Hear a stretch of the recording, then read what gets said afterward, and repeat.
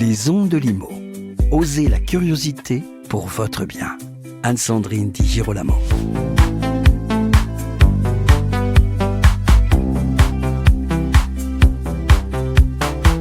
L'immeuble haussmannien a-t-il un bel avenir devant lui ? C'est l'architecte Augustin Rosenstiel qui répondra à la question. Il était présent il y a peu au Forum Bois Construction au Grand Palais et c'est comme cela que je l'ai rencontré. Je le remercie de m'avoir rejoint en studio pour un épisode passionnant dédié à la construction bois biosourcé appliquée à l'environnement haussmannien. Bonjour Augustin Rosenstiel. Bonjour. J'aimerais que nous commencions cet entretien en nous replongeant dans l'entreprise haussmannienne, si je peux dire les choses comme ça. C'est en effet cette entreprise un immense chantier de modernisation de la ville de Paris, en fait, qui n'était plus adapté aux besoins de son époque et de ses habitants. Vous me voyez venir. Est-ce que Haussmann vous inspire dans votre démarche d'architecte ? Alors en effet, il y a Haussmann l'urbaniste qui finalement a abordé la ville de Paris avec les outils du paysagiste presque, puisqu'il crée des grandes percées, comme on a pu aménager les bois et les forêts, notamment en Île-de-France, mais enfin partout en France. Et puis il y a le cahier des charges architectural, la construction en pierre, bien sûr, mais aussi une codification très élaborée qui ont permis à tout un tas d'architectes de construire des immeubles avec un air de famille et même plus, une vraie grammaire, enfin un langage, et avec plusieurs classes finalement il y a les Haussmann classe 1, classe 2, classe 3, qui correspondent à un niveau d'élaboration de la mise en œuvre de cet alphabet. Et puis, il y a aussi l'Haussmann intemporel, parce que les immeubles haussmanniens, qui ont en moyenne entre 130 et 150 ans aujourd'hui, eh bien, s'avèrent tout à fait adaptés encore. Bon, alors évidemment, avec certaines limites sur le plan de l'isolation, et puis aussi sur le plan...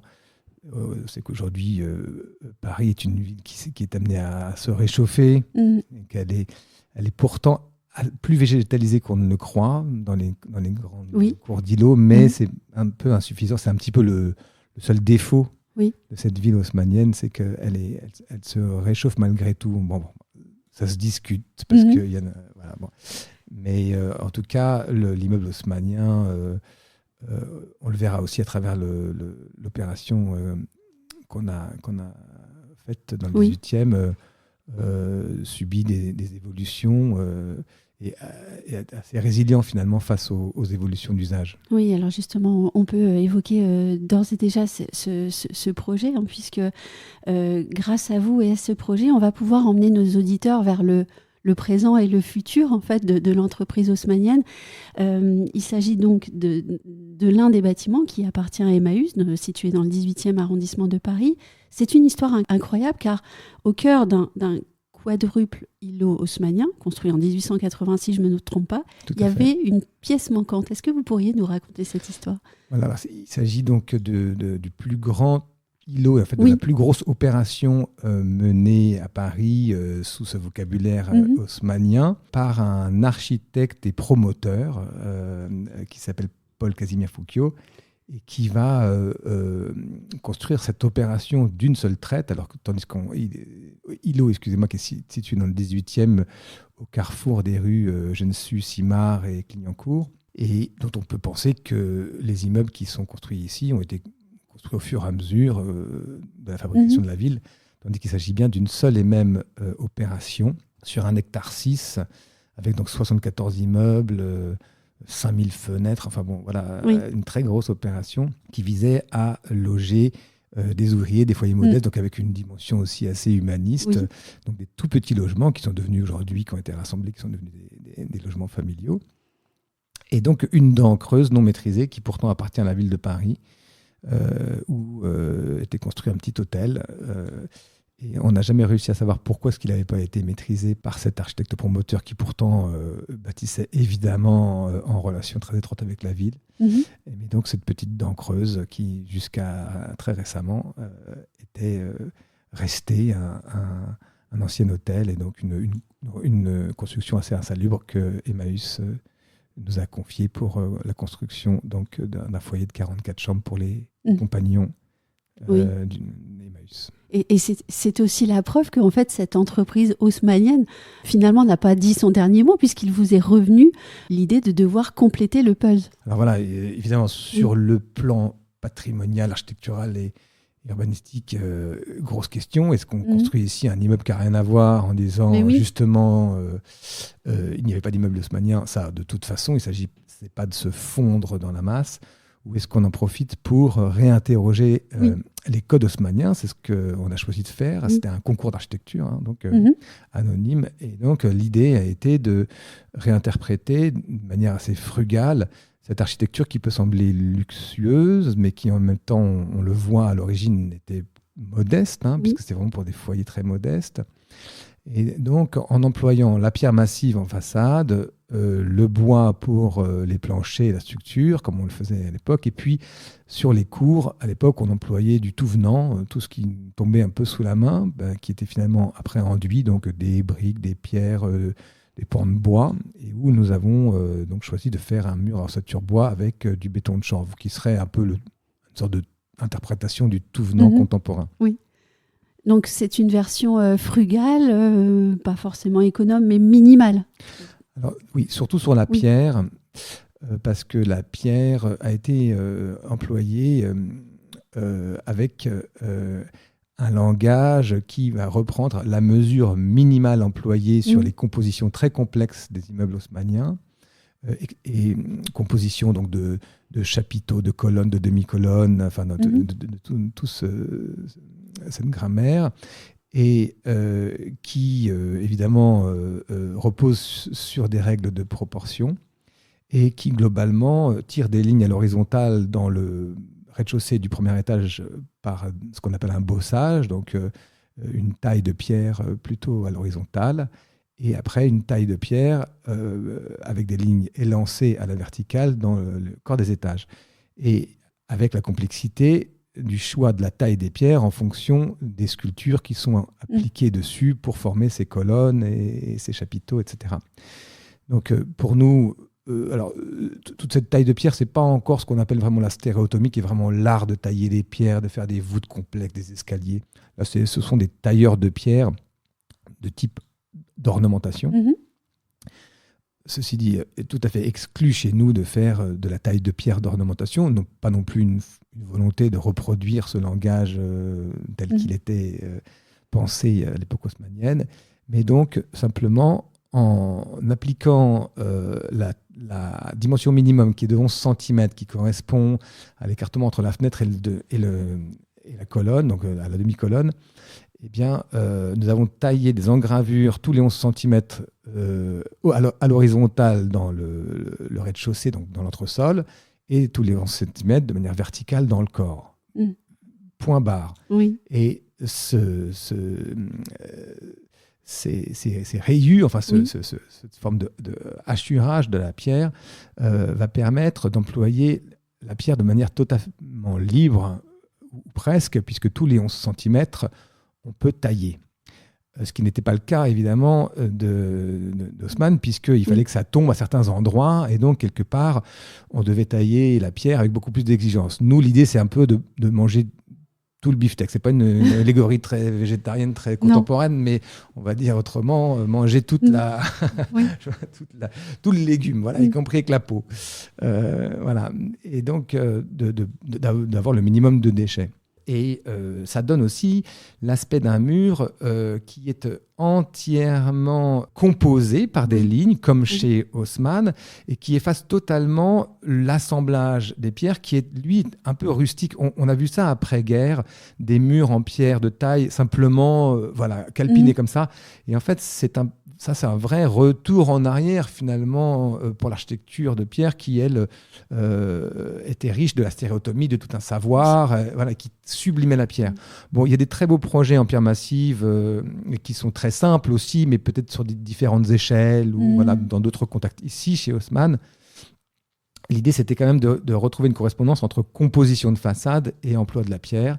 Et c'est avec cette unité minimum qu'on a trouvé cette réponse qui nous a permis de faire des économies sur la pierre, d'avoir un ouvrage entièrement en résonance avec cette écriture haussmannienne et en même temps quelque chose de très ordinaire. Et oui, c'est pour cela que ce projet est très beau, parce qu'il est en résonance avec l'histoire qui l'entoure, mais en même temps, il est aussi en résonance avec les questions actuelles de la construction. Et donc, cette construction qui intègre du bois, de la pierre, du chanvre, qu'on peut croire complètement identique et conforme aux usages du passé, a aussi désormais des défis à relever. Donc cet immeuble était au croisement de toutes les époques et en même temps, il posait les bonnes questions. Oui, tout à fait. Alors, en effet, le croisement de ces matériaux qui sont tous très fléchés aujourd'hui par la ville de Paris, par tout un tas évidemment de cahiers des charges et les architectes s'y intéressent beaucoup.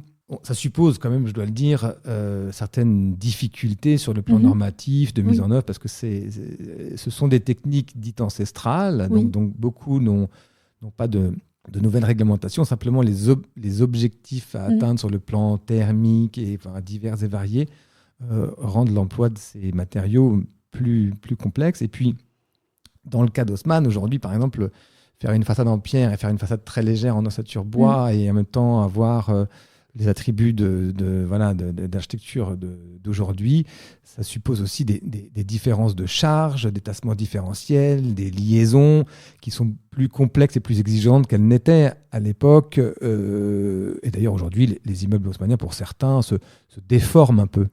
Les planchers se tordent un peu. Bon, des fois, ça pose vraiment des problèmes quand il y a des pathologies de fondation. Mais sinon, naturellement, avec le temps, ils se déforment. Ce sont des choses qu'on ne tolère plus aujourd'hui. Donc, tous ces matériaux biosourcés, géosourcés, tout ça, sont très exigeants pour correspondre aux attentes contemporaines.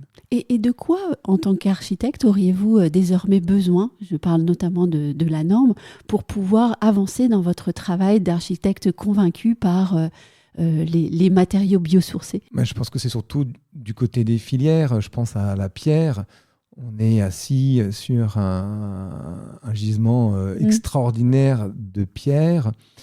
Ça coûte encore cher. Pourtant, les filières se développent, mais elles se développent en achetant des outils. Elles se développent frileusement parce que ça semble évident, mais à quelle vitesse ça arrive, la commande? Et quand on est une entreprise dans une carrière, quelques mois où on se trompe et ça peut être fatal. Donc, on ne peut pas reprocher aujourd'hui à cette filière d'être trop chère. Voilà. Et pour le moment, elle l'est encore.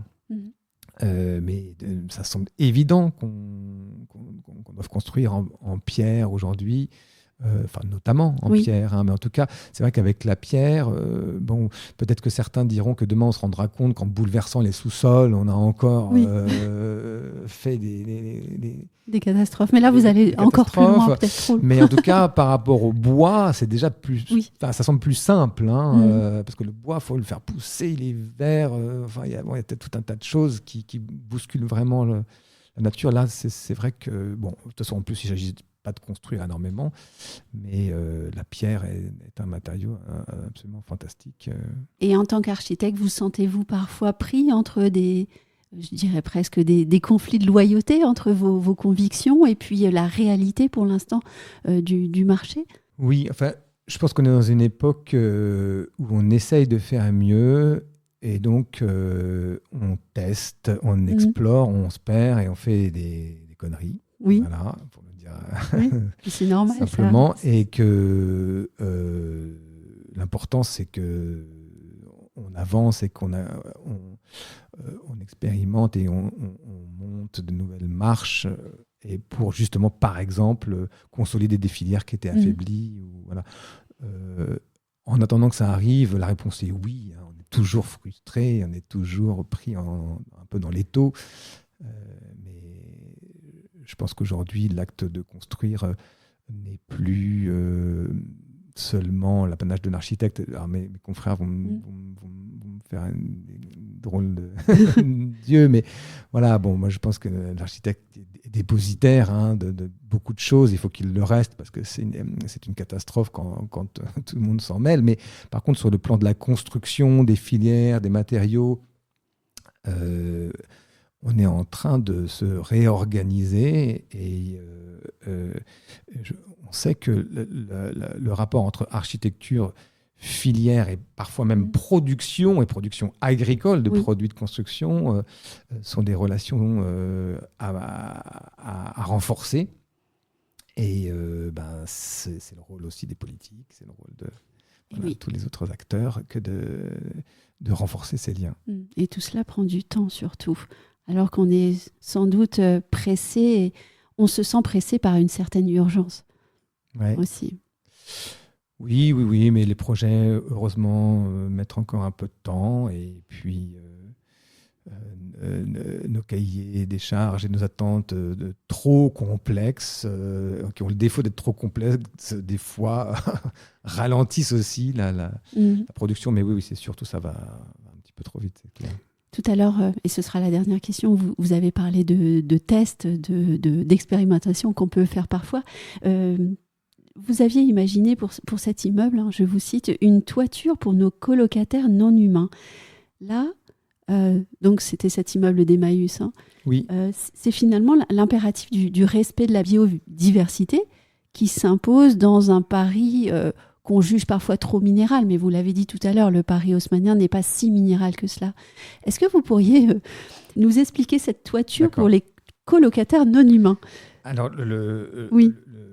quel était le but de cela ? Le début de cette histoire, c'est qu'un Haussmann contemporain, c'était aussi un Haussmann sans toiture. Enfin, c'est-à-dire que c'est très difficile de réinterpréter la toiture mansardée avec l'emploi du zinc ou de l'ardoise, et qui là nous ramenait dans une forme de langage différent.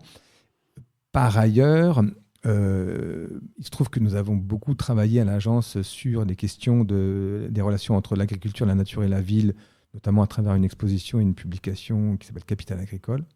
Et donc, j'ai beaucoup échangé avec notamment des botanistes, et pour se rendre compte, par exemple, qu'en Île-de-France, la ville de Paris est malgré tout le territoire le plus riche en biodiversité, alors qu'il est entouré de campagnes.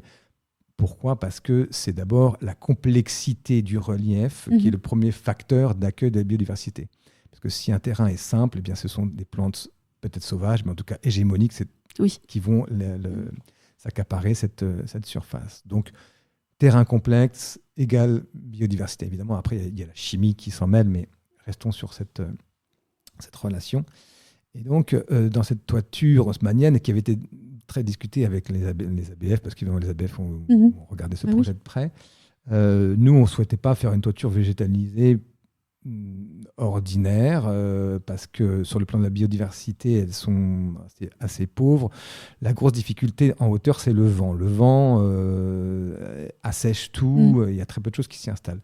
Et donc, une toiture en hauteur avec du vent est plate, pas très intéressante sur ce plan-là. Et par ailleurs, la vue qu'elle donne est non plus pas très excitante, parce qu'aujourd'hui, on a toujours des petits édicules, des petites choses qui sortent un peu de partout. Et alors, il faut faire des bornes stériles autour de ça. Ça donne un espèce de patchwork pas très intéressant. Donc, nous avons décidé de créer une architecture favorable à la biodiversité qui, donc par définition, devait être un chaos.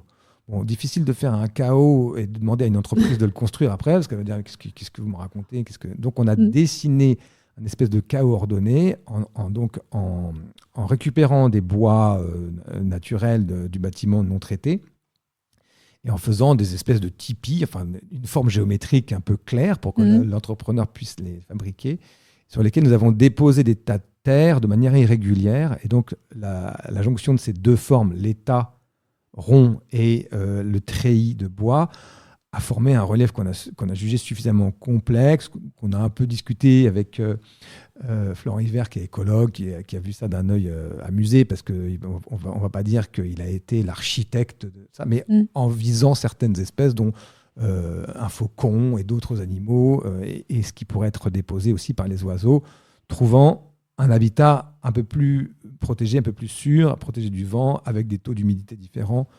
Et Florent disait, mais c'est aussi ça qu'il faut faire. Il faut faire cette chose-là, il faut aller la visiter dans 5 ans et regarder. Voilà. Et cette idée de chaos ordonné, je l'aime beaucoup, parce qu'elle nous rappelle la philosophie grecque antique, qui aurait tellement de choses à nous enseigner à nouveau. Peut-être une toute dernière question, j'ai dit que la précédente c'était la dernière, mais est-ce que cet immeuble finalement c'est un heureux apax ou est-ce qu'il est appelé à se reproduire quand c'est possible à Paris ? Alors bien sûr, dans toutes les dents creuses qui se présenteraient, notamment dans ce type de tissu évidemment, et je pense que ça serait assez rigolo de trouver d'autres façons de faire de l'Haussmann contemporain ou de l'Haussmann frugal, ou voilà, parce que nous on en a eu une interprétation. Mais il y a quand même quelques immeubles en pierre qui se font. Je pense à l'architecte Quinton. Barreau Pressaco qui avait déjà construit un immeuble en pierre avec du bois et du chanvre il y a quelques années. Bon, qui n'est pas vraiment dans ce contexte haussmannien direct, bien que dans le 11e arrondissement, mais qui a joué un autre registre, qui n'était pas vraiment en rapport avec le Paris haussmannien, puisque là, il y avait le choix vraiment de la lecture des pierres, et notamment de pierres taillées dans les encadrements de fenêtres. Donc, ce n'était pas vraiment un jeu. Mais en tout cas, voilà, oui, des immeubles en pierre à Paris, en façade de pierre porteuse, je pense que ça pourrait même devenir un nouveau standard. Oui, un nouveau standard et finalement un bel avenir alors pour notre Paris haussmannien encore. Merci beaucoup Augustin Rosenstiel de cet entretien et puis merci à vous toutes et tous de votre fidélité. Merci.